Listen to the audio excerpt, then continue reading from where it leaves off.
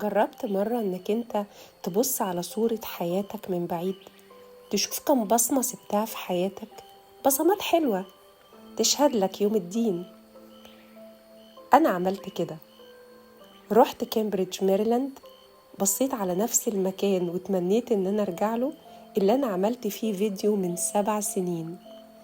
الفيديو ده كان بيتكلم على الإحباط، وإزاي إن أنت تعالج إحساس الإحباط اللي عندك، اللي بيجيلك من حاجات كتيرة جدا ومشاكل كتيرة جدا.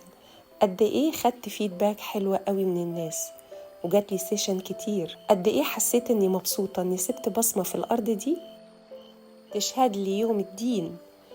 الأرض بتشهد لنا، السماء بتشهد لنا، كل حاجة في الكون بتشهد على كل حاجة عملناها في حياتنا. فما نحاولش إن احنا نستقل بحاجة احنا بنعملها حتى لو كانت بسيطة. حتى لو انت بتفكر ان انت تطعم طير صغير، هيرجع لك تاني وهتحس بيه وهيدعي لك.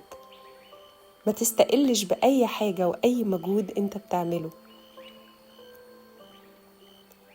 فكر كده ان انت تاخد خطوة لورا وتشوف كم بصمة سبتها مع الناس، مع الأرض، مع السماء، مع الطير، مع الكون كله. صدقني هتحس ان انت طاير.